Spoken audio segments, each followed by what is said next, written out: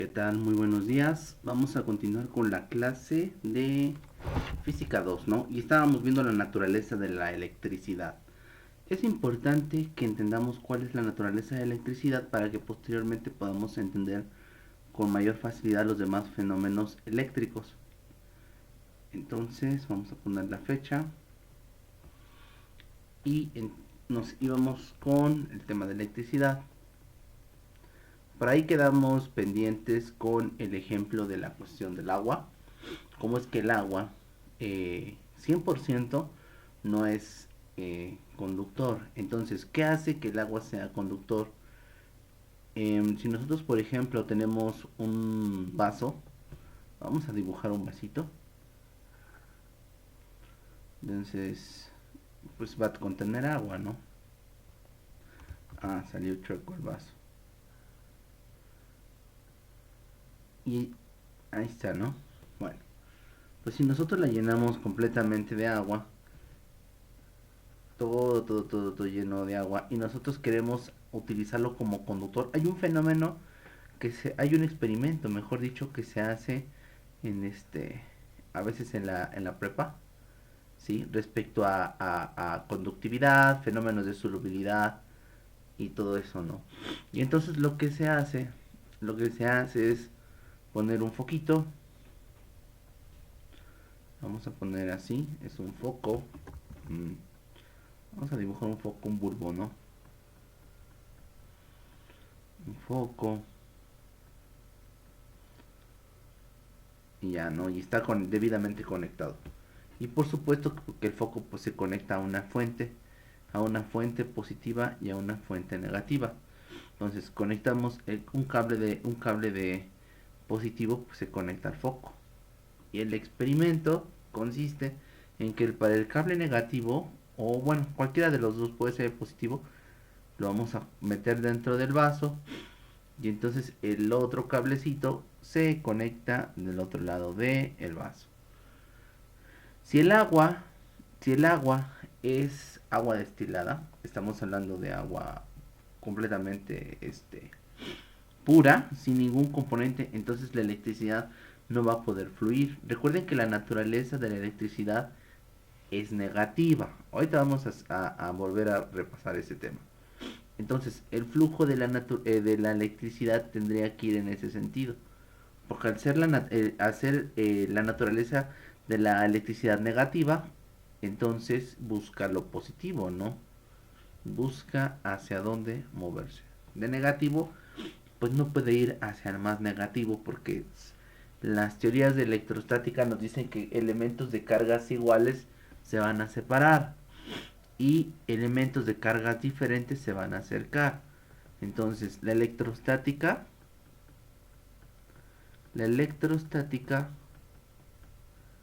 dice entonces que si yo tengo dos cuerpos, vamos a poner cuatro, ahí está, ¿no?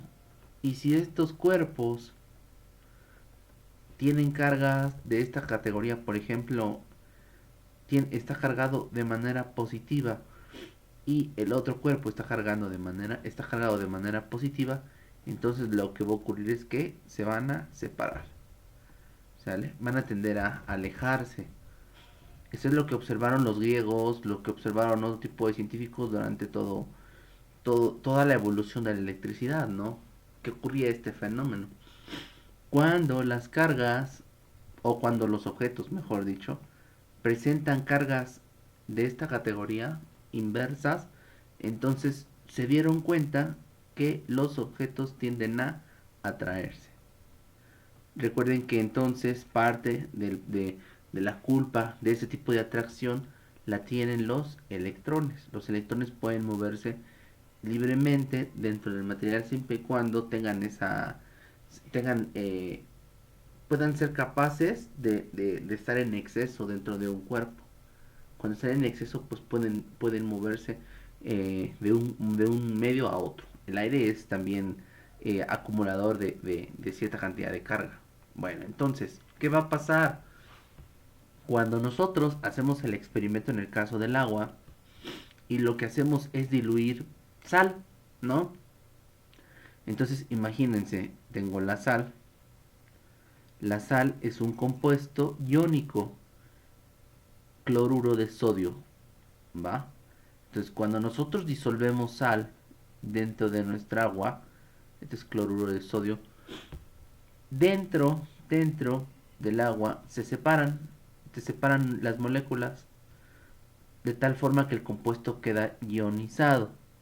Entonces hay partículas de sodio, hay partículas de cloro, partículas de sodio, partículas de cloro, partículas de sodio y así, ¿no? 2 4 me falta un cloro. Entonces, recuerden que en la tabla periódica los elementos están acomodados más o menos así. Bueno, no voy a poner la tabla periódica tan exacta. Y el sodio más o menos está como por acá. Esta es la ubicación del sodio. ¿Sí? Y del cloro está más o menos por acá. Y nosotros dijimos que un elemento que se encuentra más hacia allá de la tabla periódica es más negativo que uno que se encuentra hacia la izquierda. De tal forma que el sodio a él se le facilita o le es más permisible que le boten un electrón. Su último en su último orbital posee un electrón.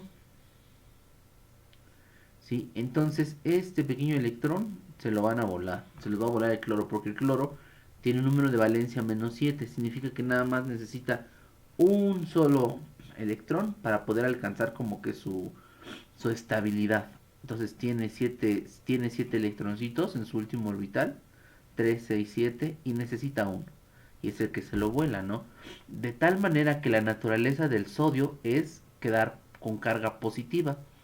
¿Por qué con carga positiva en exceso? Porque recuerden que una molécula, un átomo, tiene carga neutra. Tiene la misma cantidad de electrones que protones. Cuando tú le quitas un electrón, predomina la carga positiva.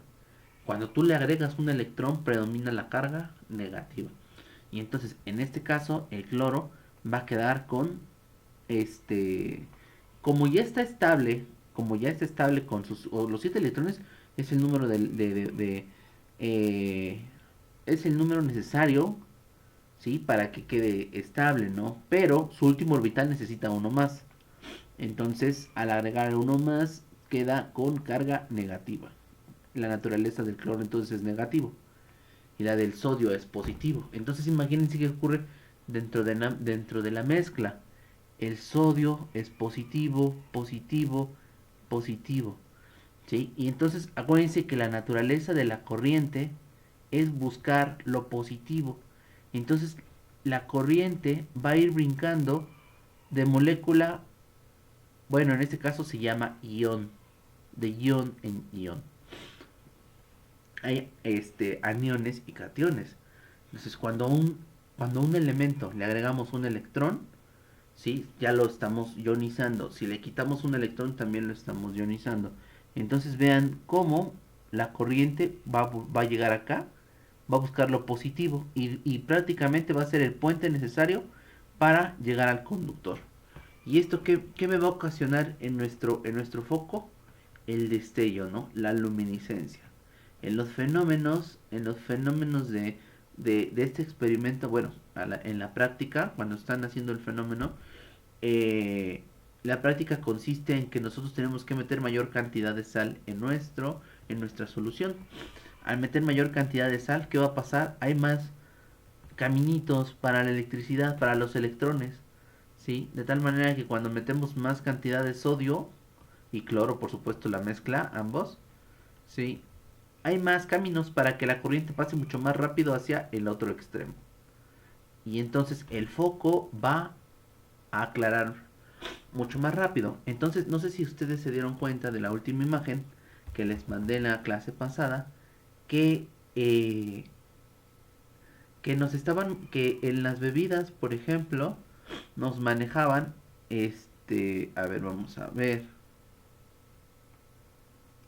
En la última clase vimos una imagen sobre las bebidas electrolíticas, ¿no? Por ejemplo, vean, dice Powerade, no, no es comercial, ¿no? Ion, bueno, ion 4 significa que hay 4 iones. Es la bebida deportiva que en su nueva fórmula te hidrata integralmente a recuperar 4 minerales que se pierden al sudar. Entonces, vean, el primero que nos venden es el sodio, que ya vimos dónde está en la tabla periódica. El potasio anda por acá más o menos. O sea, en esta zona, este, no estoy diciendo que exactamente ahí, ¿no? El calcio también anda por acá y el magnesio andan por acá. Entonces vean cómo de la tabla periódica nos interesan estos elementos como posibles medios para poder conducir esta polaridad de la corriente que es negativa. Entonces el sodio, el magnesio, sería el potasio, este sería potasio, el sodio, bueno, ya lo escribimos, el calcio y el magnesio, Mg. Todos estos elementos están contenidos en esta parte. Todos estos elementos cuando los mezclamos con la columna 7 de la tabla periódica trae como consecuencia normalmente sales, ¿sí? Y las sales cuando se disuelven se generan, se separan y generan iones, ¿no? Entonces vean que prácticamente el cuerpo humano es una red eléctrica. Cuando nosotros nos enfermamos empezamos a perder estos componentes, los minerales, de alguna forma tenemos que recuperarlos. Entonces, cuando estamos enfermos del estómago y todo, de la cuestión digestiva, no tienes ni energía, no tienes nada. Entonces te recomiendan hacerte un suero, y el suero no es más que agua, un poquito de sal y un poquito de azúcar, y ese es un suero eh, casero, ¿no? Entonces lo que necesitamos son los iones de los minerales para que el cerebro pueda comunicarse a través del cuerpo y realizar sus funciones. Entonces, regresando a este fenómeno, vean que esa va a ser eso es lo que va a ocurrir en el fenómeno entonces de solución cuando mezclamos una sal. Las baterías, por ejemplo, hacen el mismo fenómeno, hacen la misma aplicación del fenómeno, solo que en lugar de utilizar cloruro de sodio, utilizan un ácido. ¿Sí? El ácido, por ejemplo, puede ser ácido clorhídrico. Vamos a poner el compuesto, ¿no? Que sería HCl. Y entonces el hidrógeno está en este lugarcito. También a él le sobra un elemento positivo. Y el cloro, pues ya sabemos dónde está. Entonces, cuando eh, se separan, genera el mismo fenómeno ionizante dentro del agua. Por eso, cuando tu batería también ya está mal, te piden que agregues un poco de agua, que llenes. Hay baterías, por ejemplo, que las puedes volver a llenar con agua destilada, que te venden en el AutoZone. ¿Sí? También otro tipo de ácidos también pueden funcionar. El ácido sulfúrico, por ejemplo, ¿sí? H2SO4 también funciona. Y entonces se separan las partículas de hidrógeno y se separa lo que es el azufre y el oxígeno. Entonces, igual agarran una polaridad positiva y negativa. Y eso hace que podamos utilizar el agua, bueno, en este caso esa solución, como un medio conductor. Pero agua destilada al 100% no conduce a la electricidad. Lo que necesitamos es dentro de él una sustancia que sirva como puente. ¿Va? Bueno, entonces, de lo que ya hemos visto, de lo que ya habíamos visto, hay materiales que van a tener una característica de almacenar energía. ¿Sí? Eso es lo que nosotros, o bueno, la humanidad empezó a observar, que hay materiales que van a adquirir cargas de dos tipos, que es ya sea positiva o cargas de tipo negativa. Entonces, ¿a qué se refiere con tener cargas negativas? Que es exceso, ¿sí? De electrones. Cuando nosotros, bueno, cuando la humanidad de nuevo empezó a estudiar el átomo, ese no es quiero un círculo. Cuando empezó a estudiar el átomo, se dieron cuenta, se dieron cuenta que se podía dividir en subpartículas, ¿no? Si yo hablaba de, vamos a suponer el hidrógeno. En la otra clase mencioné al helio, ¿no? Si yo hablo del hidrógeno, en su último orbital, o en su orbital, él tiene nada más uno, va a tener un electrón rondando por allí. Va a estar por allí. Hay teorías que ya se enfocan en el estudio químico, ¿no? De los elementos. Ahí no podemos saber exactamente dónde se ubica, pero se sabe que hay un electrón por el nivel energético de este que existe en esa capa, ¿no? Ahí hay teorías que nos indican cómo lo estudiaron. Entonces, dentro también tenemos, a ver, quiero mover mi, no, ya no lo voy a poder mover. Dentro del electrón, dentro del átomo, del núcleo, tenemos también otro tipo de partículas, ¿sí? Vamos a poner, son cuatro. Vamos a amontonar esta ahí, ¿no? Espérenme, vamos a poner este acá.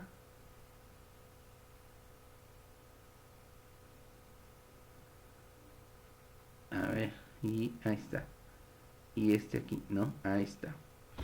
No es el helio, ¿no? Entonces tenemos una partícula que es el protón y tenemos otra partícula que es de característica neutra, ¿sí? Es como positiva y negativa a la vez, de tal forma que se nulifica su carga. Entonces el responsable, ese es el hidrógeno, el responsable de que los materiales que nosotros tenemos queden cargados son los electrones que están en los últimos orbitales de los materiales, de las sustancias. Hay cierta afinidad de los materiales a ser más negativos o a ser más positivos. Entonces, algunos de estos fenómenos fueron estudiados por los griegos, por algunos ingleses, ¿va? Y entonces ellos pues ya se dieron cuenta que cuando cargaban, por ejemplo, dos elementos, se frotaban unos contra otros, los electrones en realidad lo que ocurría es que se pasaban hacia otro cuerpo. Nosotros no podemos generar carga, o sea, no la podemos crear, ¿sí? Pero sí la podemos transferir. Entonces, imagínense que este cuerpo tiene, vamos a poner 6 rueditas, así, 3, 6, ahí está, ¿va? Y entonces, por supuesto que tiene carga positiva, negativa, carga positiva, negativa. La carga total de un cuerpo, ¿sí? Que no está debidamente cargado es cero. Y acá tenemos lo mismo, más,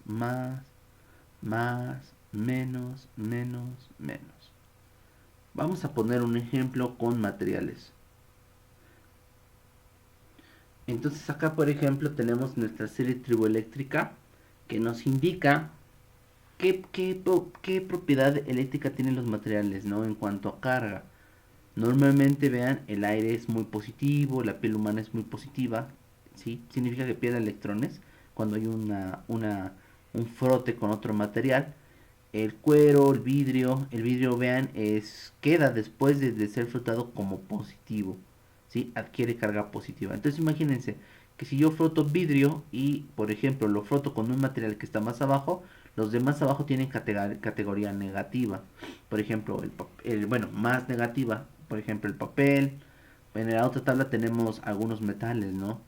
Que también quedan con carga negativa. Entonces, por ejemplo, vamos a suponer que sea el,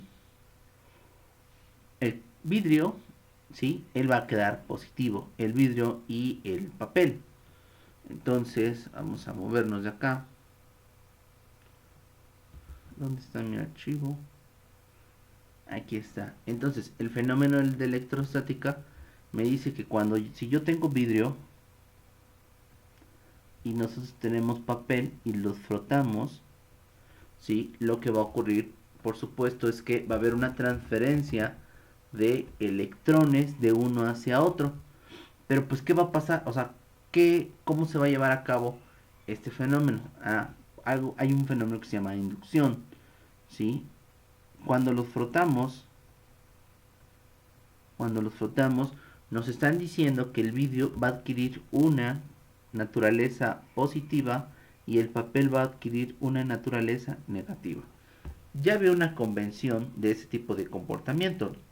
Desde Benjamin Franklin ya se habían hecho los estudios pertinentes y ya de cierta forma se habían clasificado los materiales en positivos y negativos. Entonces lo que va a ocurrir es que los electrones los vamos a mover, los electrones del vidrio, los voy a quitar de abajo, porque en los de arriba ni siquiera los hemos tocado. Se van a mover hacia el papel. Así, imagínense así, ¿no?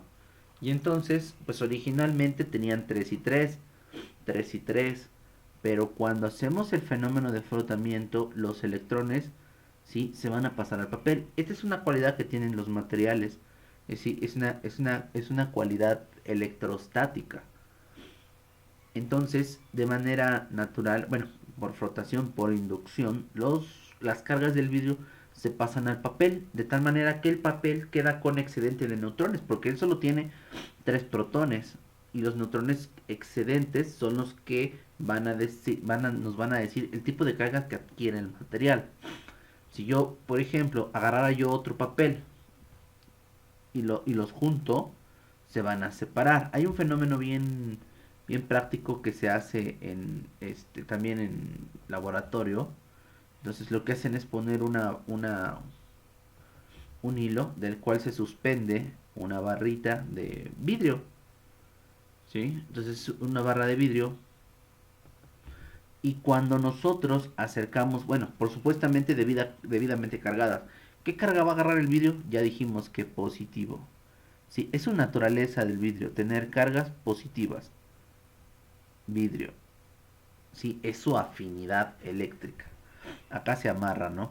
De tal forma que si yo, por ejemplo, acerco otra barra de vidrio que también esté cargada, ¿qué va a pasar? Esto también es vidrio. Entonces se van a generar dos tipos de fuerzas, ¿sí? Que van a hacer que el vidrio se separe. En este caso porque el cordón va a hacer que se aleje, ¿no? El de abajo, el de vidrio, imagínense que ustedes lo forzan a mantenerse ahí, entonces se va a generar una fuerza electrostática. Ahorita vamos a ir viendo poco a poco ya respecto a los temas de electrostática, ¿no? Pero queremos entender cómo funciona este fenómeno de cargas, que ya les digo que ya era un fenómeno pues que ya se había observado desde tiempo atrás, solo que no se habían sentado tal cual las bases de la electrostática porque había muchos, muchas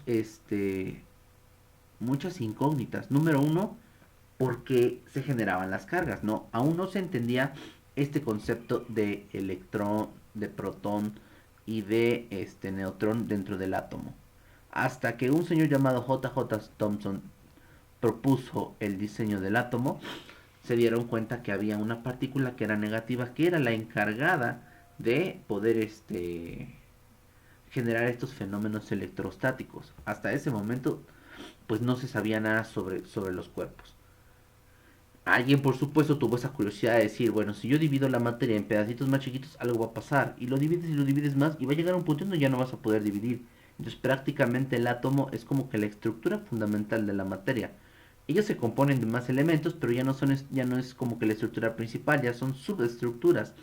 El electrón ya no se puede seguir dividiendo, bueno, de acuerdo a las teorías que existen, pero el protón sí, se pueden dividir en quarks, ¿no?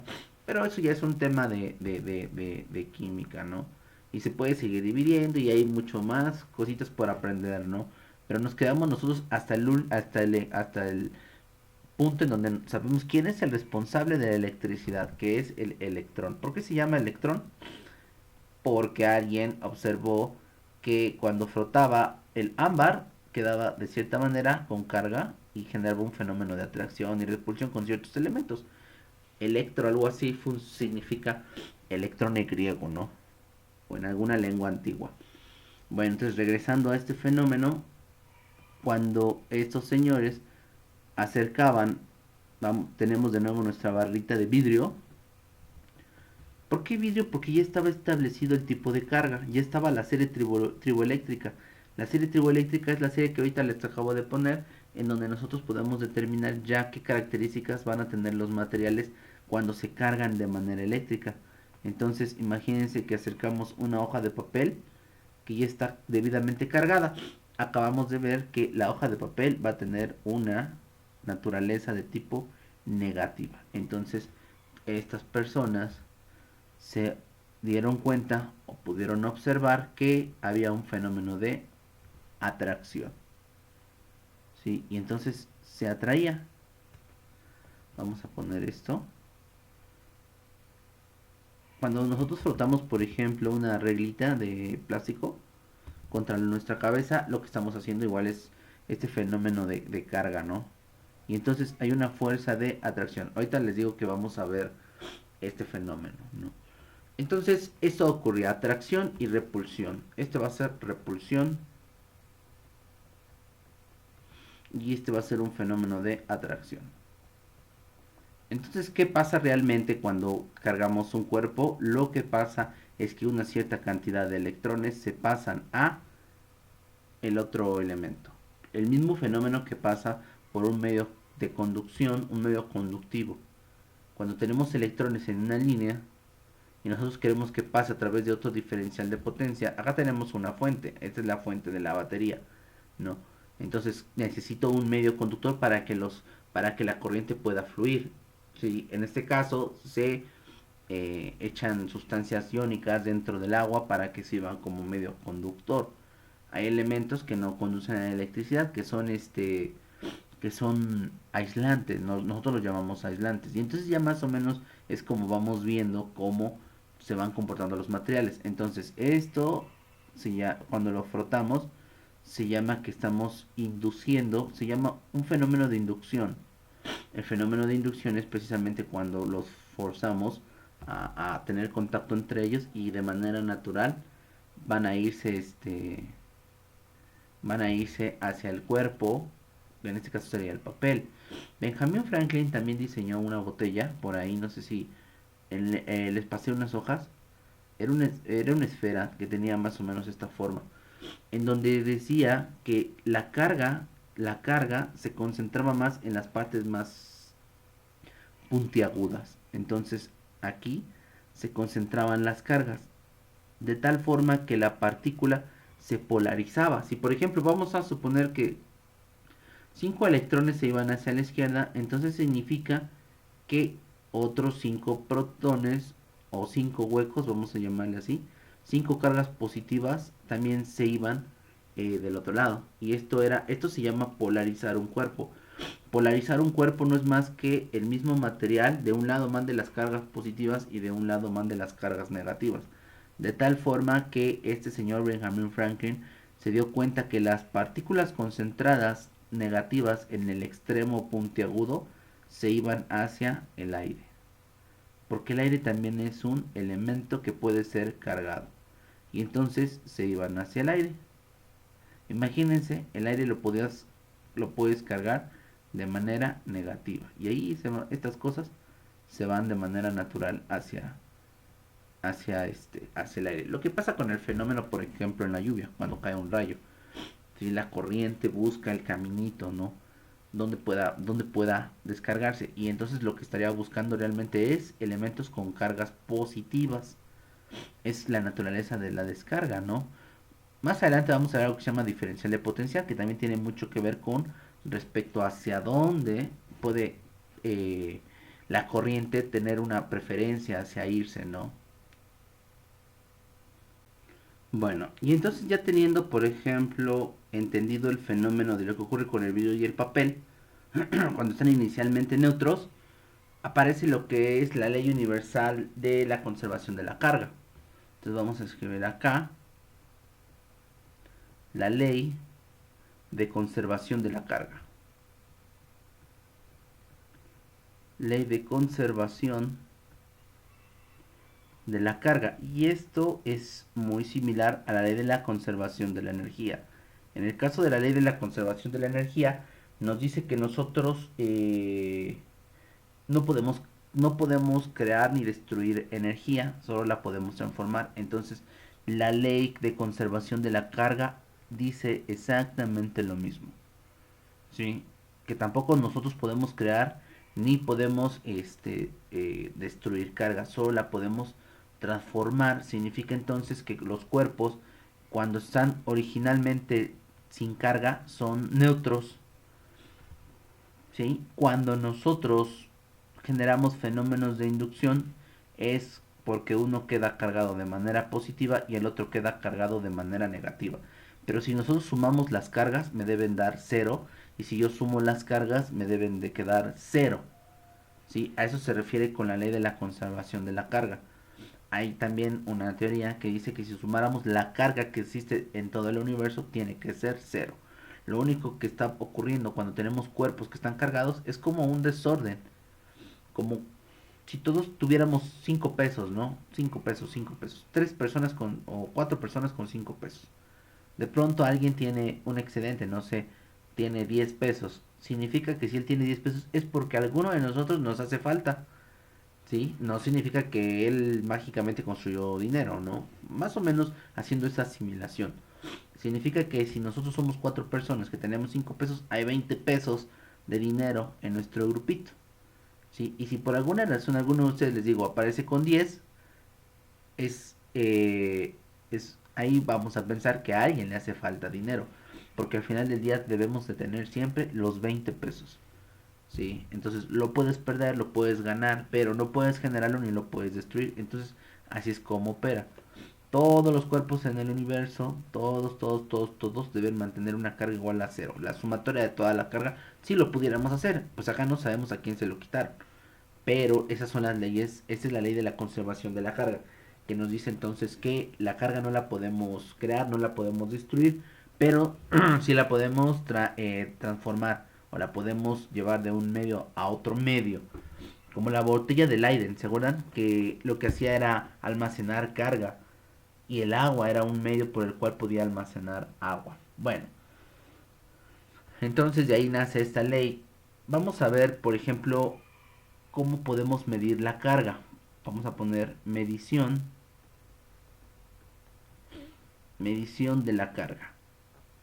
Si nosotros ya nos dimos cuenta, la carga eléctrica de un material va en función de quién, del electrón, o sea, este de aquí, vamos a poner acá, el electrón es el responsable de que ocurra toda esta onda. Entonces es necesario saber cuánta carga tiene el electrón. Nosotros, bueno, los científicos se dieron cuenta que la cantidad de carga que puede adquirir un cuerpo es como está cuantificada.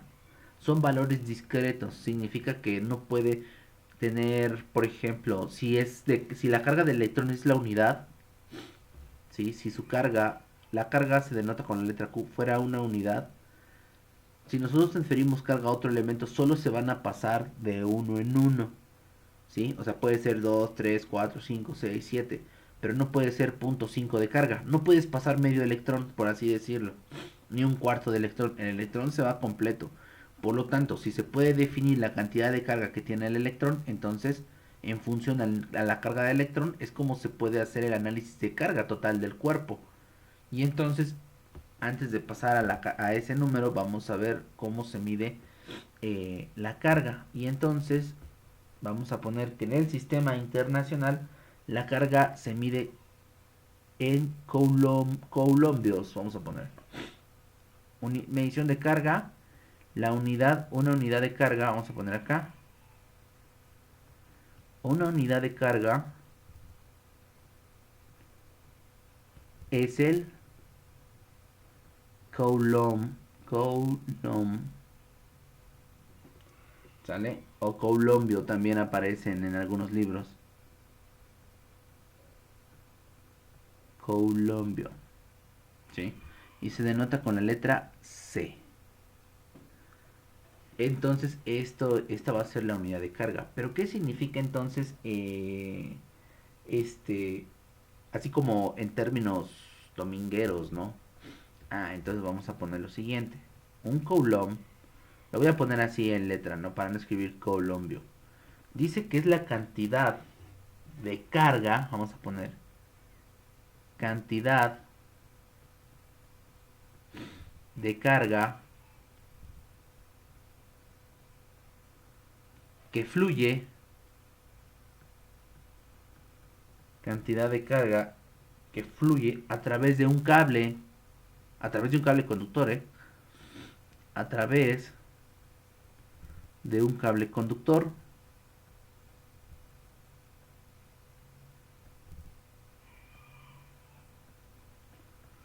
A través de un cable conductor en un segundo. En un segundo. ¿Sale? Entonces, un coulombio es la cantidad de carga que fluye a través de un cable conductor en un segundo. Esto lo podemos relacionar, por ejemplo, como en una tubería, ¿no? Imagínense que hay una cierta presión dentro de la tubería. Y si nosotros abrimos esa llave, ¿sí? Por un segundo, todo lo que logremos hacer que pase se denotará como un coulomb, ¿sí? Ahora, ¿cómo denotas la presión de la llave? Ah, eso va a ser en función de la cantidad de corriente que pase. Y entonces vamos a agregar aquí. Dice, un coulomb es la cantidad de carga que fluye a través de un cable conductor en un segundo a un ampere. Un ampere. ¿Sale? Y entonces vamos a hacer un dibujillo del cable. El cable es una tubería al final del día. Por supuesto que también tiene que ver el diámetro del cable, la resistencia eléctrica, pero estos ya van a ser otros fenómenos que vamos a ir estudiando después. Entonces, imagínense, ahí está, ¿no? Recuerden entonces que un cable es un medio por el cual vamos a poder conducir electricidad. Entonces, su naturaleza es de menos a más. Benjamin Franklin hizo el estudio o sus cálculos y sus demostraciones considerando que la corriente iba de más a menos. Durante mucho tiempo se creyó que iba de más a menos, ¿no? Entonces, porque siempre es de algo, pensemos, lo positivo es lo bueno y lo negativo es lo malo. Entonces siempre se pensaba, ¿no? No, pues siempre va a ser de lo mucho a lo poco, ¿no? Siempre será lo que se pensaba, ¿no? Pero cuando se dieron cuenta que el responsable de electricidad es el electrón y que el electrón tiene una carga negativa, entonces él es el que se mueve en realidad. Y entonces la cantidad de carga, imagínense, van a ser cierta cantidad de electrones que están contenidos dentro del cable, ¿sí? Que en un segundo van a pasar a través de él. Todos estos electrones se van a mover dentro del conductor. Hay un fenómeno bien importante que ocurre en los metales que se llama mar de electrones. ¿Por qué conducen electricidad los metales? Ah, porque los electrones que están enlazados entre ellos mismos son capaces de moverse por el material de manera libre y se llama mar de electrones. Por eso los metales son muy buenos conductores de electricidad. Entonces, ojo, una cosa es conducir electricidad y otra cosa es tener carga eléctrica dentro de ti. ¿Sí? Por ejemplo, el vidrio. El vidrio puede tener o puede quedarse con carga positiva. ¿Sí? Significa que puede perder carga negativa. Más no significa que sea un conductor. ¿Sí? Si yo le conecto, por ejemplo, una terminal de un lado y del otro lado le conecto otra terminal, pues no va a pasar corriente porque su naturaleza es de no conducir electricidad, pero sí puede almacenar carga, en este caso positiva. ¿Va? Esa es una de las cosas o de los ¿cómo se puede decir? De los pequeños a ver, dejen que venga la palabra. Como que de las pequeñas situaciones que debía quedar claro para poder asentar las bases de la electricidad. Lo que es carga y lo que es corriente eléctrica y lo que es una cuestión de la conducción de la electricidad. Los metales tienen la naturaleza de ser muy buenos conductores de la electricidad porque internamente tienen electrones que sobran, ¿no? O no sobran, sino que se mueven libremente. De tal forma que el último electrón, pensemos, salta hacia el polo positivo y deja un espacio. Entonces viene el otro y ocupa su lugar. De tal manera que el negativo lo que hace es que, pues inmediatamente ocupa el lugar. Y así lo va desplazando. ¿Sí? Pero siempre siguen siendo los mismos. Entonces es la manera en la que fluye la corriente. Ahora, respecto al Coulomb, dice que es la cantidad de carga. Imagínense que acá de pronto solo ellos son los que están pasando a través de este conductor en un segundo con un flujo de corriente de un ampere. El ampere que va a ser no va a ser más que la carga sobre el tiempo. Entonces, vamos a poner acá que la corriente es igual a la cantidad de carga que pasa en un determinado tiempo. Entonces, esta es la carga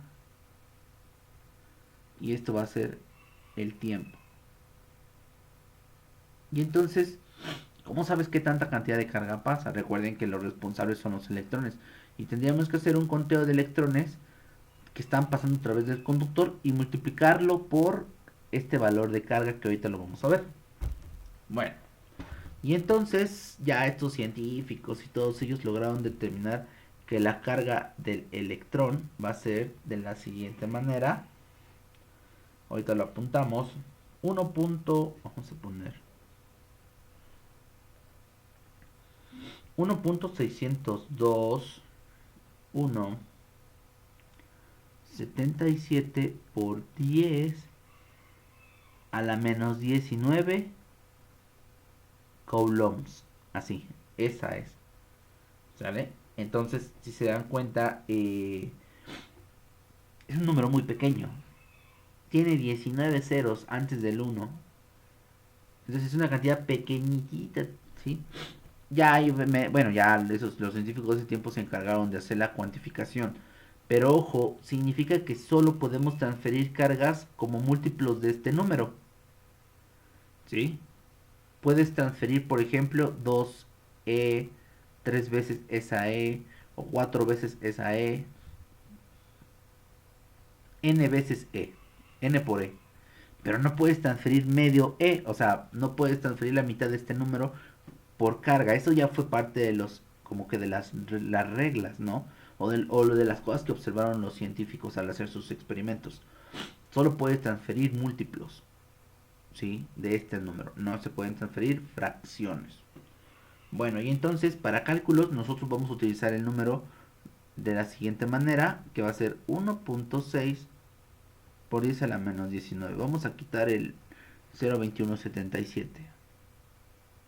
Entonces la carga de un electrón va a ser 1.6. Por supuesto que va a ser negativa. Este va a ser la carga del electrón. La carga del protón, ¿cuál sería? Eso mismo, pero en positivo.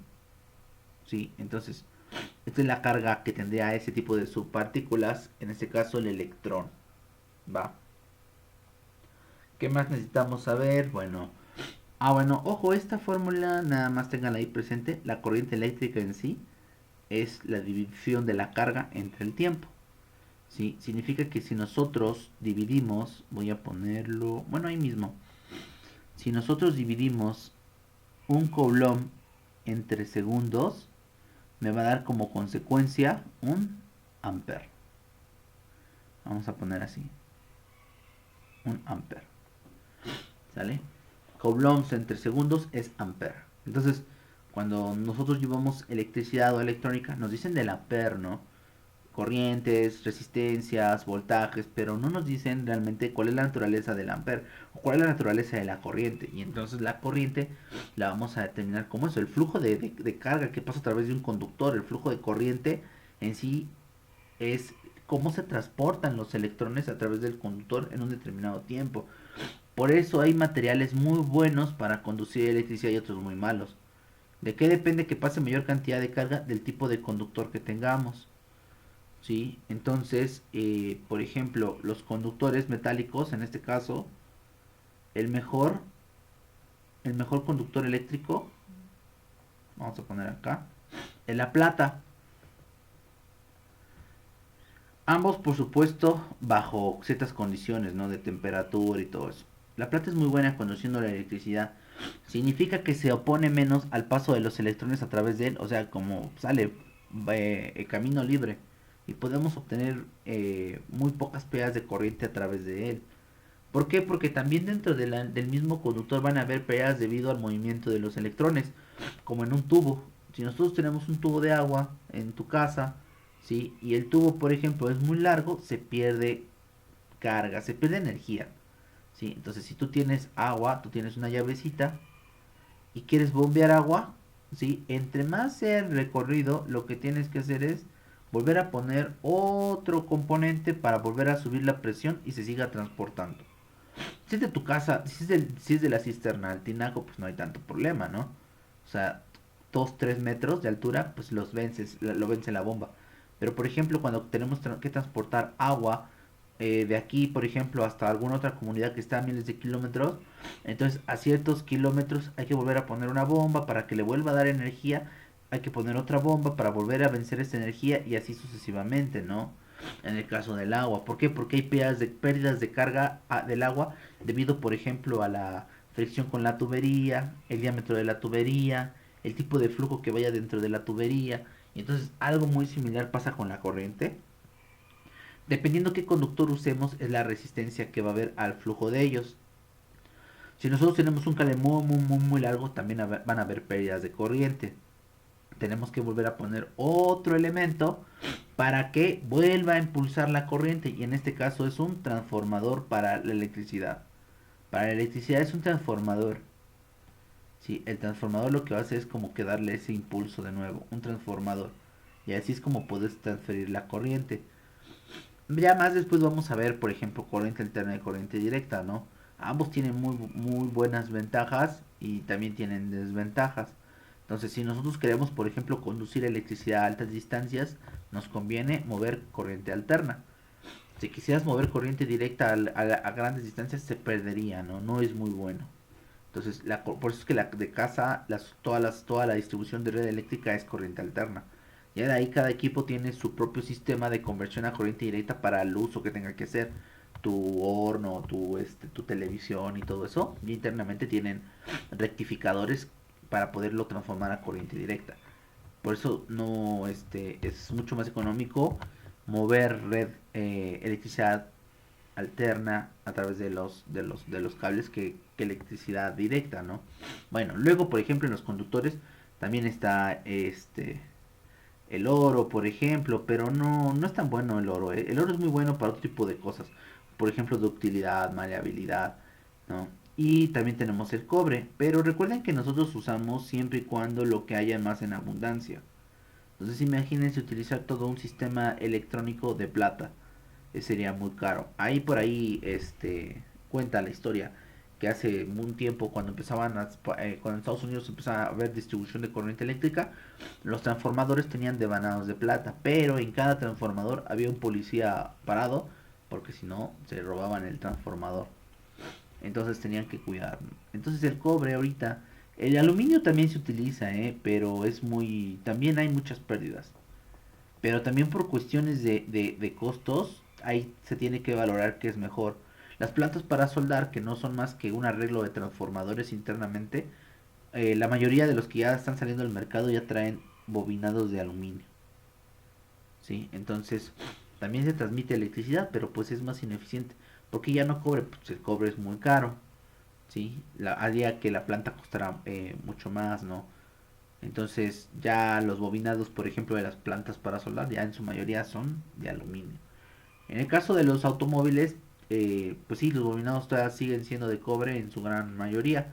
Alternadores, motores, por ejemplo, traen bobinados de cobre. Bueno, entonces ya, regresando a todo este relajo, ya vimos cómo podemos determinar la carga, que es la cantidad de corriente, o la cantidad de electrones que pasa en un determinado tiempo, en este caso es un segundo, con una intensidad de corriente de 1 ampere. Esa sería su definición. La unidad de medición va a ser el coulomb o el coulombio. Bueno, vamos a ver otro fenómeno de inducción. Vamos a poner aquí carga por inducción. Ya sabemos que también lo podemos hacer por flotación, ¿no? Pero no siempre puede ser que carguemos un cuerpo por flotación. Vamos a poner acá. Hay una prueba que se hace o que se hizo igual en laboratorio donde se tenían, lo voy a hacer así con dibujitos, ¿no? Dice que si nosotros tenemos dos cuerpos, dos esferas, más con la misma masa, todo, las mismas proporciones, ¿sí? Y si nosotros acercamos una varilla, ¿sí? Vamos a ponerlo así. Acuérdense que una varilla de vidrio ya cargada, ¿qué carga va a tener? Acuérdense que va a ser positiva, ¿no? Entonces, dice que si nosotros acercamos la varilla, ahorita todavía no lo vamos a acercar, lo vamos a poner así tantito separado. Ahí no, o sea, ahí no hay una influencia. Acuérdense que la carga estática también tiene un cierto nivel de alcance. Sí, las fuerzas en el universo están las electrostáticas, las electromagnéticas, la nuclear alta, la gravitatoria. Pero la electrostática no tiene mucho alcance porque cuando ustedes separan, por ejemplo, cuando cargamos un lápiz o un lapicero con nuestro cabello y levantamos un papelito, tenemos que acercarlo lo suficiente para que la carga pueda actuar, ¿no? Cuando, cuando las cargas, por ejemplo, son, o sea, no hay mucho poder de atracción, debido a que hay una cantidad de carga pequeña. ¿Sí? Si no, nosotros alejamos los cuerpos mucha distancia, definitivamente ya no vamos a poder analizar los fenómenos de atracción. ¿Por qué? Porque esta carga por fenómenos estáticos no es de mucho alcance. Se disminuye con el alcance, es más. Pero eso ahorita vamos a verlo. Bueno, entonces en el laboratorio se hace esto, ¿no? Control C, vamos a poner esto mismo acá. Cuando nosotros juntamos tanto las esferas primero, vamos a juntar las esferas. De tal forma pues que compartan, ¿no? Imagínense ahí, así. Y si juntamos sin tocar, así, así, lo suficiente, la carga positiva o el elemento con carga positiva nos dice que lo que se ha observado es que las esferas se polarizan. ¿Qué significa que se polarizan? Que cargas eh, vamos a poner así, negativas, pasan a la esfera más cercana, vamos a poner 3 4 5 6 7 3 6 7 8. Sale, cargas negativas pasan a la esfera más cercana a la varilla. ¿Y qué pasa del otro lado? Queda de manera positivo. Positivo 3 4 5 6 7 8. ¿Sale? De tal forma que ambas esferas queden cargadas con la misma cantidad, con el mismo valor, pero una positiva y la otra negativa. ¿Sale? Por eso puse acá, vean, esta esfera tiene menos 8 y este sería 8 positivo. Si nosotros separamos la varilla, ¿sí? Sin separar las esferas, todo regresa a su normalidad. Pero si nosotros se nos ocurre, voy a volver a poner la varilla, así. Vamos a bajarnos un poquito. Bueno, no, lo pongo acá. Tantito por acá. Vamos a...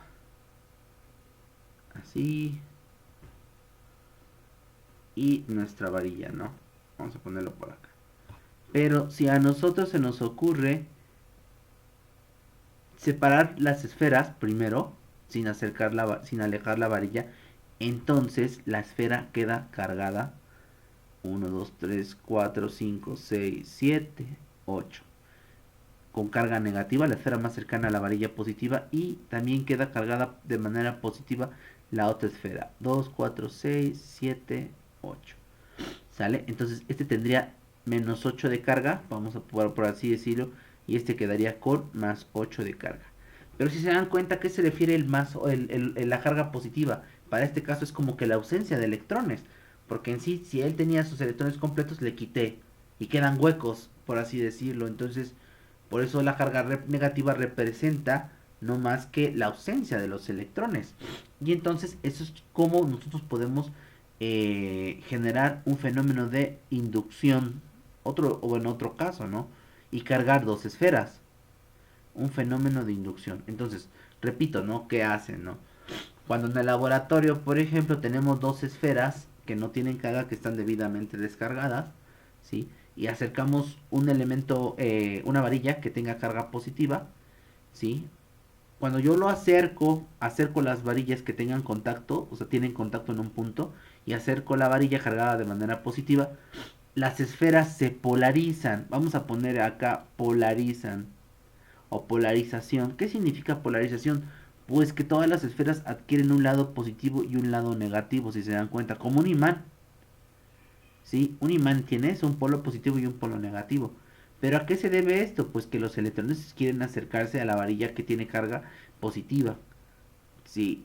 Y entonces, cuando nosotros separamos la varilla positiva, las esferas vuelven a quedar normal. O sea, los electrones, por ejemplo, estos electrones ahora se van para el positivo de la otra esfera y ya se regulan. Pero si yo en lugar de quitar la varilla, lo que hago es separarlas primero, entonces ya las esferas ya quedan cargadas, quedan positivas y negativas. ¿Sale? Y la suma de estas cargas debe dar cero, porque nosotros, recuerden, por la ley de conservación de carga, no podemos crear, no podemos destruir carga, solo la podemos transformar. Y entonces este es otro ejemplo por el cual este se puede inducir. Hay otro caso, vamos a poner un caso 2. Un caso 2. Entonces, el caso 2 es de la siguiente manera. Vean, si nosotros tenemos una varillita, una varilla en esfera, así, y de nuevo, ¿no?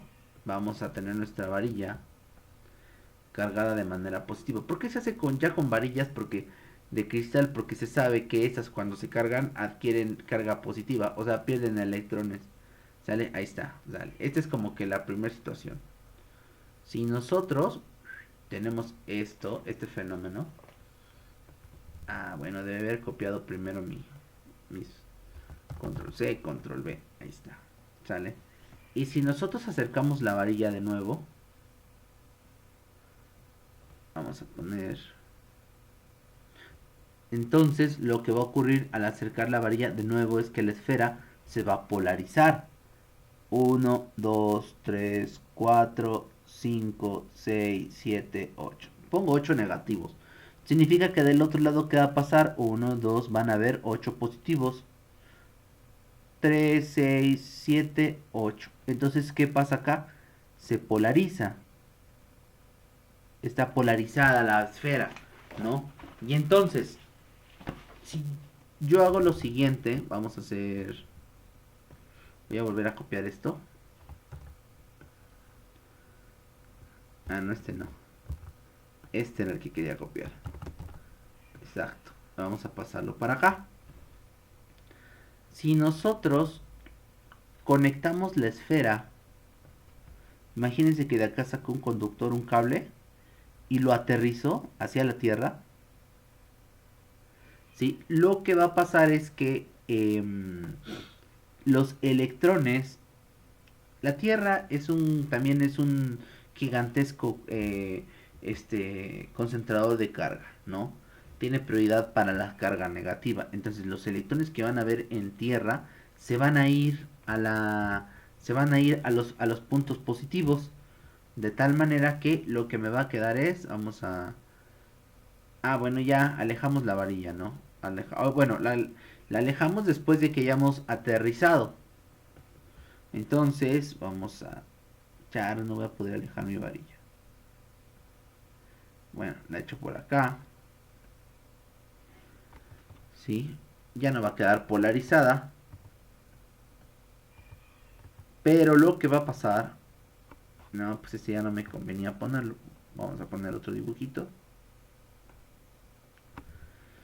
Lo que va a pasar entonces es que la esfera queda ahora con cargas negativas. 3, 6, 7, 8, 9, 9, 10, 11, 12, 13, 14, 15, 16. ¿Por qué 16? Porque tenía 8 huecos, ¿no? Positivos.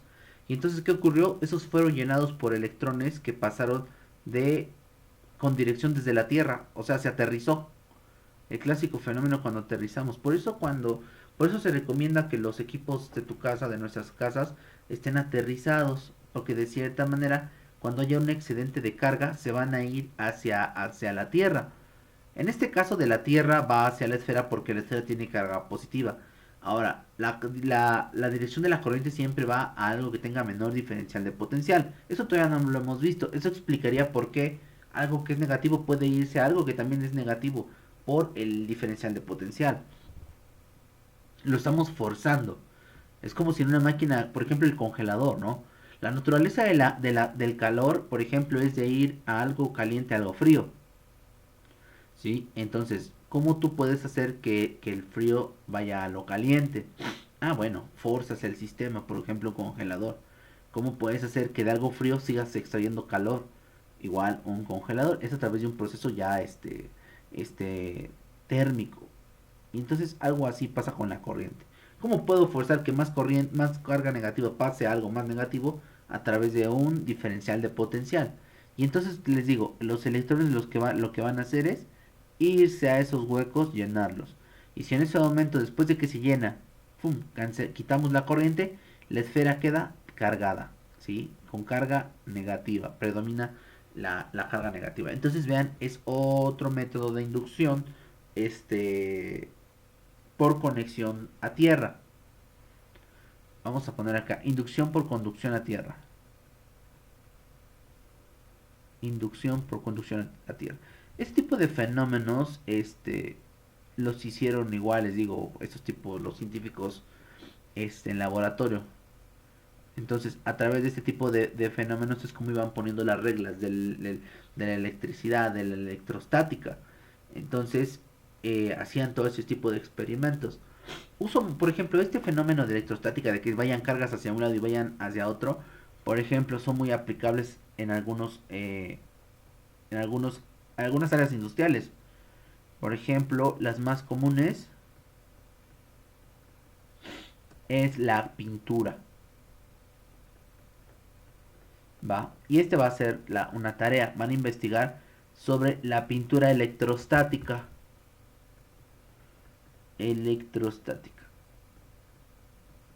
Sí, normalmente el chasis antes de pintarlo se ioniza de tal forma que tenga cierta carga, ¿no? Entonces cuando se está pintando, la pintura también está ionizada. Al decir ionizada es que tenga carga positiva o carga negativa. Entonces cuando la pintura, por ejemplo, imagínense que este es el chasis, ¿no? Vamos a poner un carrito acá, ¿no? Así un carrito y lo van a pintar, ¿no? Entonces imagínense que este carrito ya esté ionizado. ¿Ionizado qué significa? Que yo lo cargue con una cierta cantidad, ¿no?, de carga, o ya sea positiva o negativa, ¿no? Habría que ver, ¿no?, qué tipo de material y cómo lo podemos cargar. Y entonces, ¿qué va a pasar, por ejemplo, cuando tengas tu máquina para pintar, ¿no? Con tu bote y toda esta onda, ¿no? Cuando nosotros estemos con la pintura, ¿cómo se llama? La pistola para pintar puede estar ionizada de otra forma, ¿no? Con cargas negativas. De tal manera que eso va a generar un tipo de pintura mucho más eficiente. Sí, es una de las aplicaciones. Por eso ustedes van a investigar sobre la pintura electrostática o el proceso de pintura electrostática, por ejemplo, en los carros, les digo, es donde pueden aplicarse más. Por ejemplo, otro fenómeno muy clásico es el sistema de fotocopiado, las impresiones, se llama impresión electrostática, también se llama las máquinas que usan toner, o por ejemplo, las máquinas de impresión por inyección de tinta también funcionan. Entonces vamos a poner acá impresoras.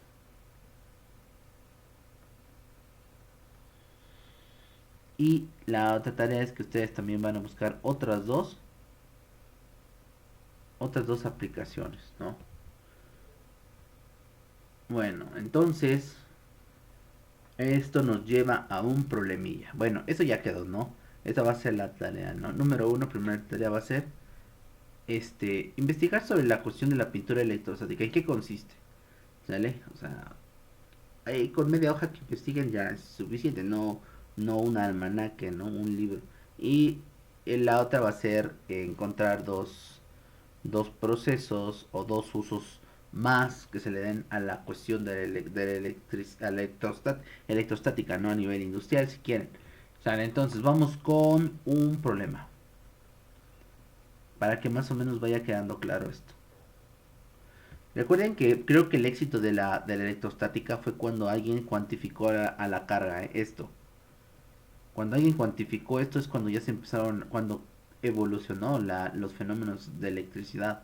Como sea, la electricidad ya se conocía desde la época de los griegos, de la época bueno, la época antigua, ya se conocía sobre los fenómenos de electricidad. El problema es que se carecía del conocimiento para poderla manipular, para poderla entender y para poder tener equipos tecnológicos. Prácticamente el desarrollo tecnológico enfocado a la electrónica es apenas, o sea, hasta hace como, ¿qué será? 100 años para acá, ¿sí? Desde 1800 para acá, 200 años más o menos, es donde hubo un desarrollo gigantesco en las cuestiones electrónicas, eléctricas, pero antes de eso se carecía de mucha información, a pesar de que vivíamos los fenómenos de electrostática. Esos fenómenos ya existían, pero no los podíamos entender, ¿no? Hasta que se cuantificó y hasta que se siguió investigando. Entonces vamos con un problema. Tengo un problema que dice lo siguiente. Vamos a ver, lo voy a apuntar. Dice que se tiene una carga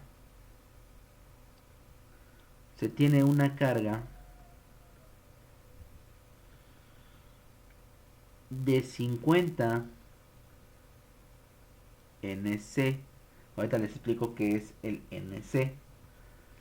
¿Sale? Dice que puede producirse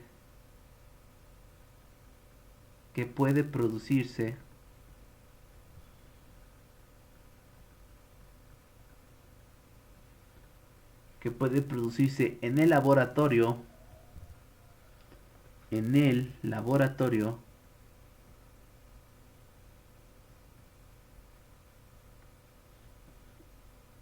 mediante frotación.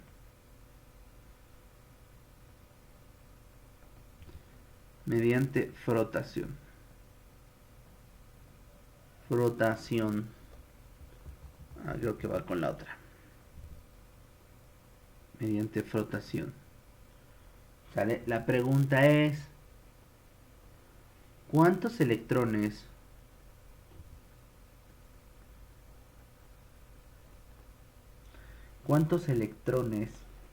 deben ser transferidos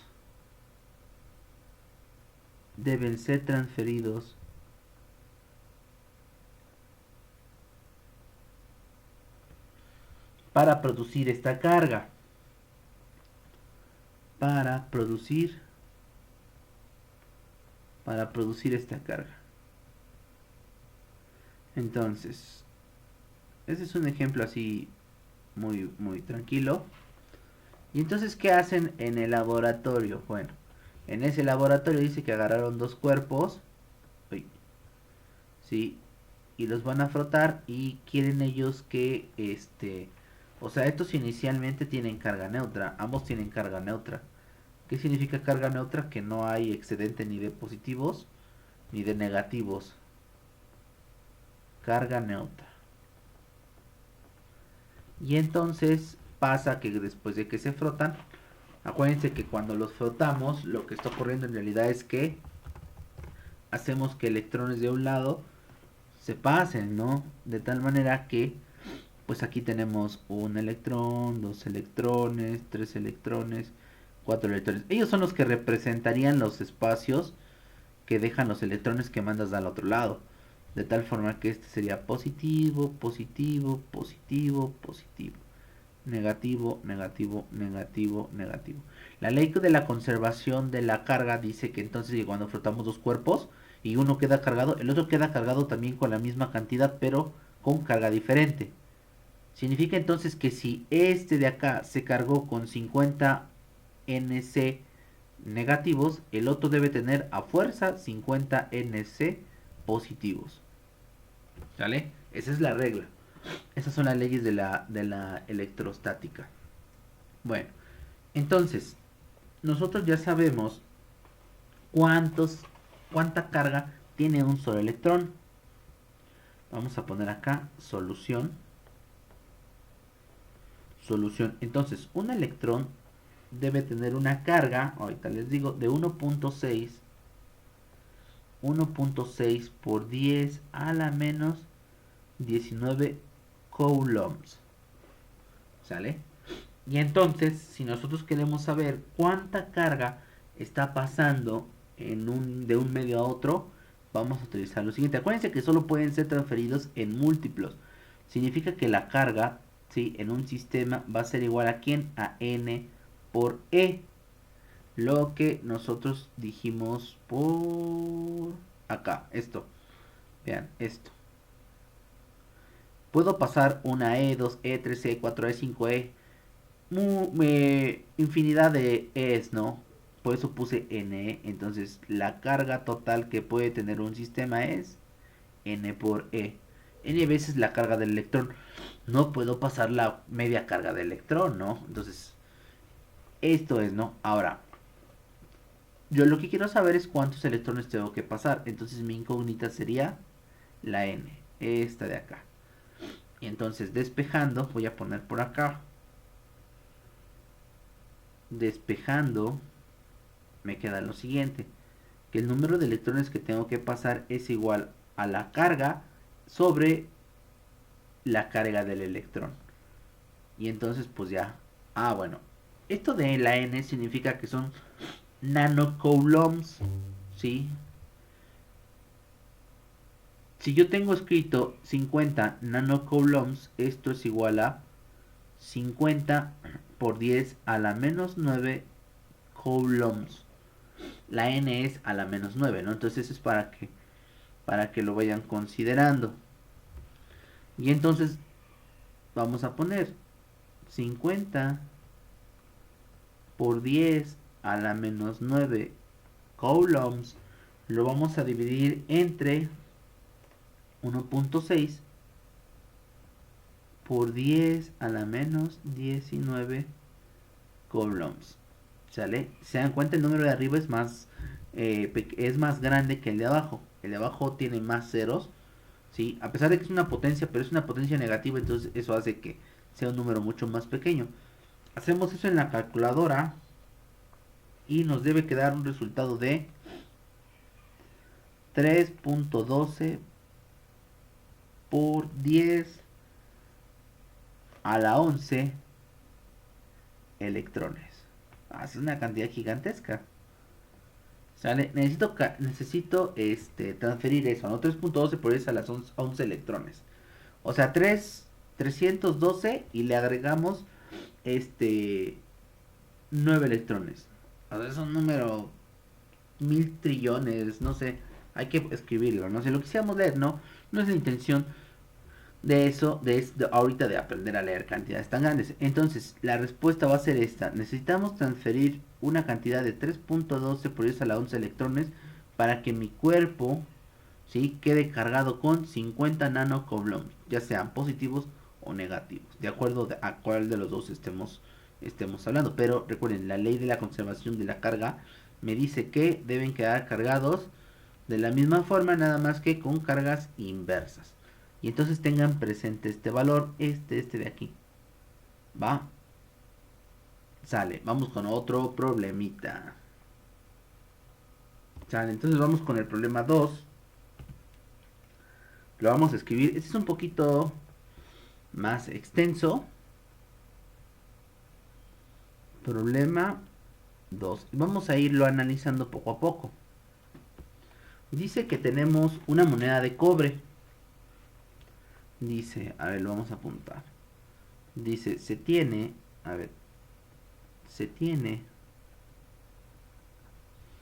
una moneda de cobre de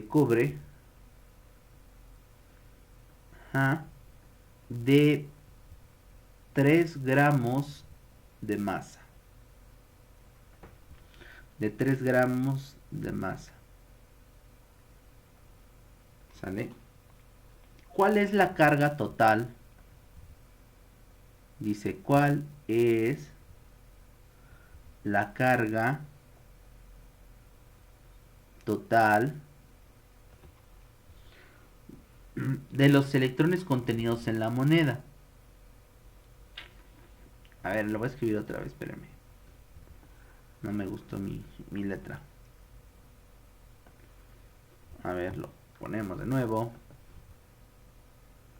Dice, se tiene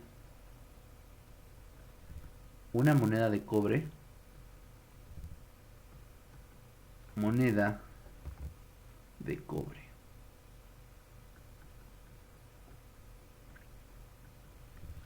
De masa de 3 gramos. De 3 gramos. La pregunta es encontrar la cantidad de carga.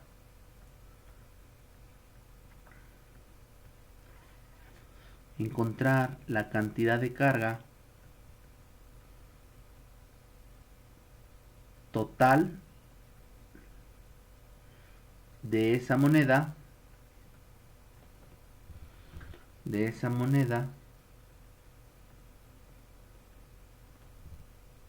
Ocasionada por sus electrones. Por sus electrones. Acuérdense que es una moneda y en teoría es una moneda neutra, no tiene carga. Su carga sería cero, pero nos están pidiendo la de los electrones, nada más. Entonces, sí tiene carga. La carga de los protones es la misma y eso hace que se anule todo. Y vamos a ir viendo qué se necesita, qué vamos a ir necesitando. Entonces tenemos nuestra moneda, la voy a poner acá. La voy a hacer así bien grande. A ver, vamos a poner mi moneda de cobre. Sí. Vamos a dibujarla bien. Vamos a poner mi moneda. Vamos a irla resolviendo poco a poco.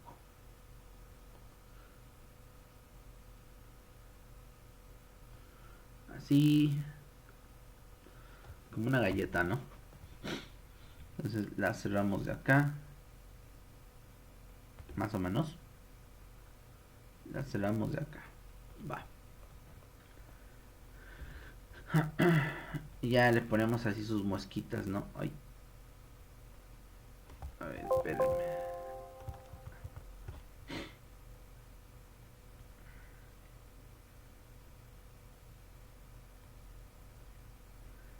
Vamos a ponerlo. Ahí está, ¿no? Nuestra moneda de cobre. Dice que tiene una cierta cantidad de electrones. Por supuesto, toda la materia tiene electrones. Tiene electrones y protones. La pregunta es encontrar cuántos electrones hay en esa moneda. Vamos a poner acá cuántos. Si nosotros tenemos cuántos electrones hay, lo multiplicamos por la carga de cada electrón y listo, resolvemos el problema. Entonces, el primer problema es cuántos electrones hay. ¿Cuántos electrones hay en esa moneda? En esa moneda. Vamos a ponerlo así. Sabemos que la masa es de 3 gramos, entonces vamos a consultar algunos datos, algunas tablas. Bueno, acá se los voy a ir dando, ¿no? Va, listo. Ya tenemos esto. Vamos a ver. Recuerden entonces que si yo tengo el número, si yo quiero conocer la carga, aquí vamos a poner, la carga va a ser igual a quién, al número de electrones multiplicados por la carga del electrón. Esta sería mi fórmula, ¿no? El problema es que no sé cuánto es el número de electrones, pero lo que sí nosotros sabemos, por ejemplo, es la masa molar. Vamos a poner aquí masa molar. Y la masa molar del cobre es de 63.5 gramos por mol. ¿Sale? Eso de mol es una unidad de masa. Significa entonces que nosotros en una mol de cobre, ¿sí? Debe haber 63.5 gramos de sustancia, ¿no? Va, no tenemos los 63, significa que no tenemos una mol de cobre, es mucho menos. Ahorita hacemos la comparación. Ahora, hay un número bien importante en química que se llama el número de Avogadro. Número de A, a ver.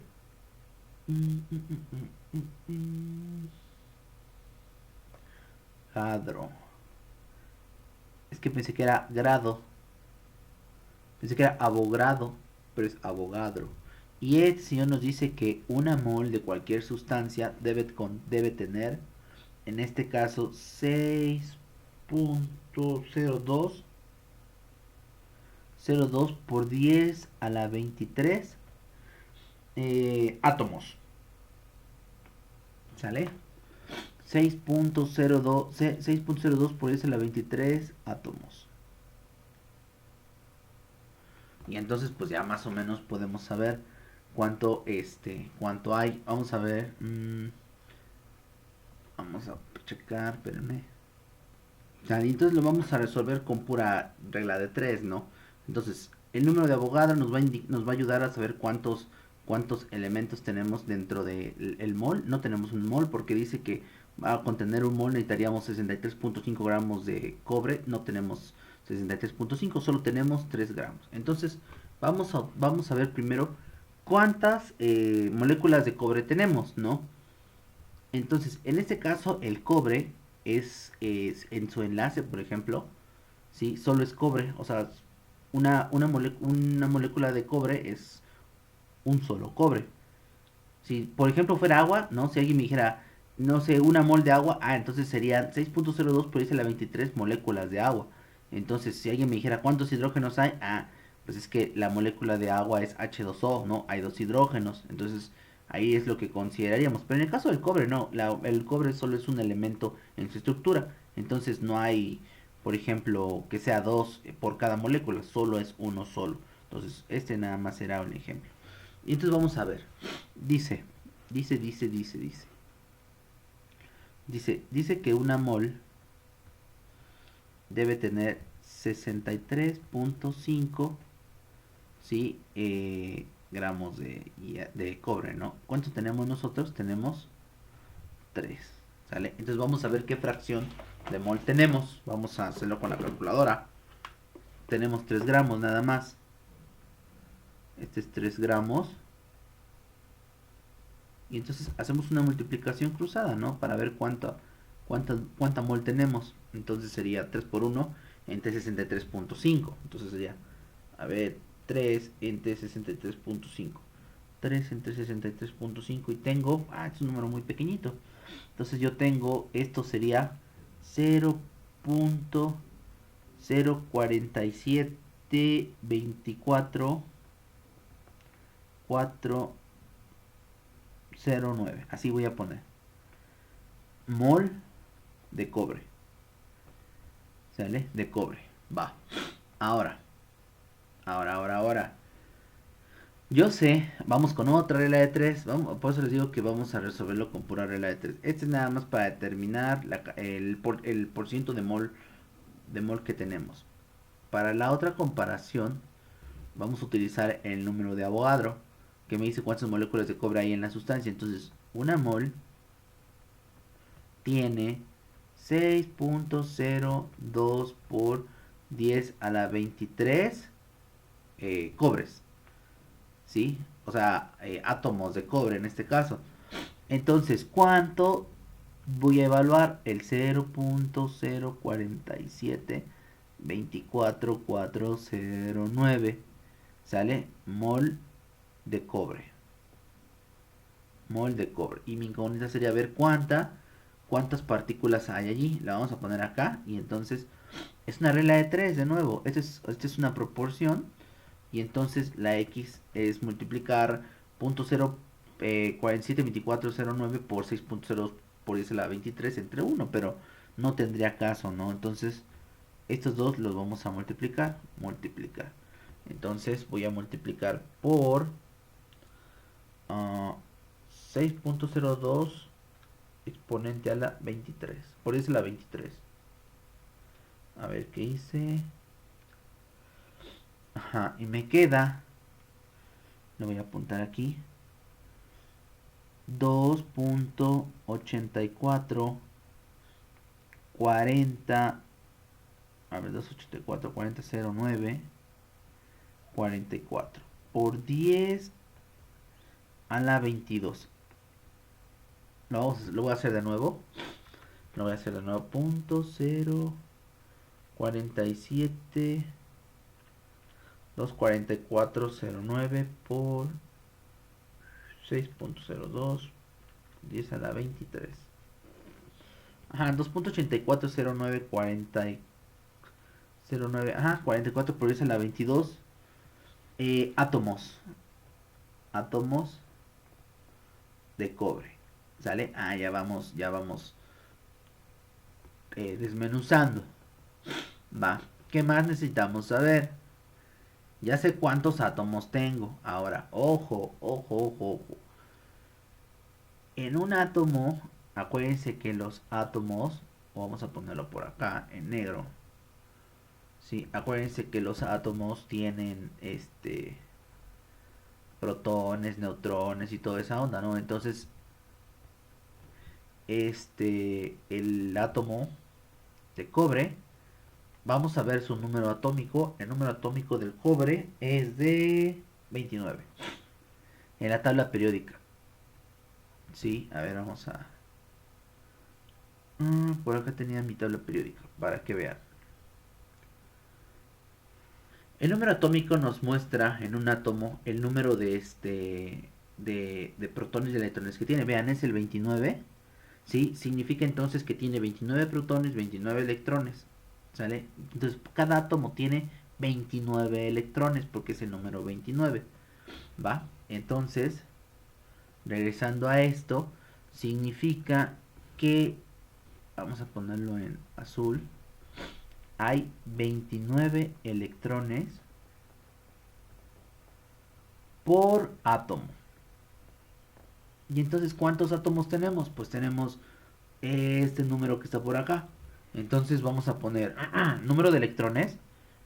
Vamos a poner número de electrones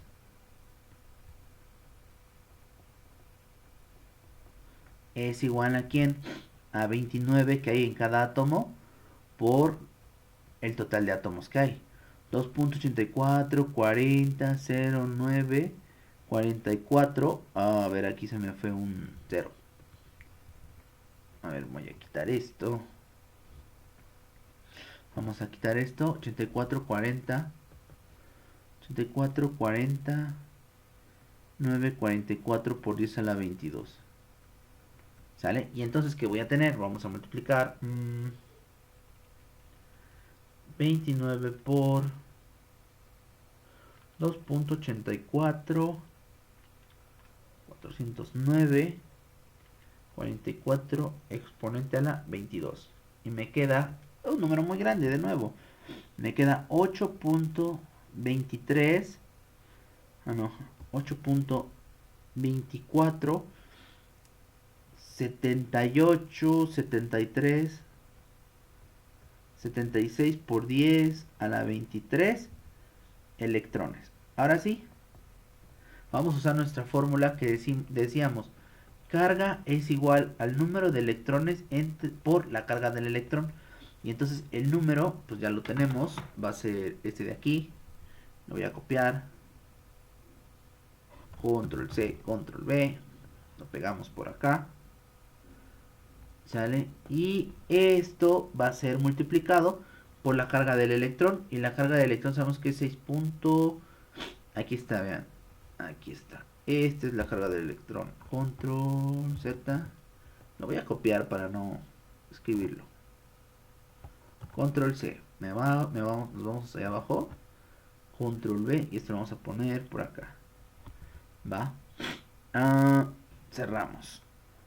Y esto nos va a dar. Y esto me va a dar el número. La carga. La carga total. Entonces sería 8.7376. Ese número ya lo tengo en la calculadora. Nada más lo multiplicaría por 1.6 exponente por 10 a la menos 19. Por 10 a la menos 19. Y me va a quedar un número de 131.965.98 coulombs. A ver. Entonces, esa sería la cantidad de carga. Como son electrones, pues por supuesto que la carga es negativa y tendría que ser un resultado negativo. ¿Sí? Entonces tenemos como resultado 131.965.98 coulombs. Si nos pidieran redondear, podríamos poner esto. Coulombs, ¿sale? Como es un número también muy grande, ¿no? Habría que ver qué tanto es la precisión del problema que nos están pidiendo, pero este sería la respuesta correcta. La de abajo sería como un aproximado, ¿no? Si quisiéramos redondear, ¿va? Y así es más o menos como podíamos resolver. Si se dan cuenta, el problema número 2 pues sí ya se puso un poquito más complejo porque ya teníamos que meter lo del número de abogado y todo ese relajo, ¿no? A diferencia del primero, que solo era encontrar la cantidad de electrones ya teniendo la carga, ¿va? Bueno, entonces hay que hacer todos los apuntes, hay que pasar esto de nuevo, hay que volverlo a hacer, hagan sus, sus cálculos, o sea, vuelvan a hacer las operaciones, se me pudo haber ido un número y eso es también lo que van a mandarme de evidencia para la tarea de hoy, ¿va? Ahorita, al ratito subo la actividad, porque tenemos exámenes profesionales, entonces no me va a dar tiempo de darles clase, pero pues ya subí el video, ¿no? Para que lo puedan ver. Y recuerden que la tarea es investigar sobre pintura electrostática, en qué consiste el proceso y otros dos ejemplos en donde se puede utilizar este fenómeno de la electrostática, ¿va? A nivel industrial. Si me he enfocado al carro, pues que igual, que mejor, ¿no? Si no, pues a cualquier otro ámbito, ¿va? Pues sale. Entonces, ahí está el trabajo.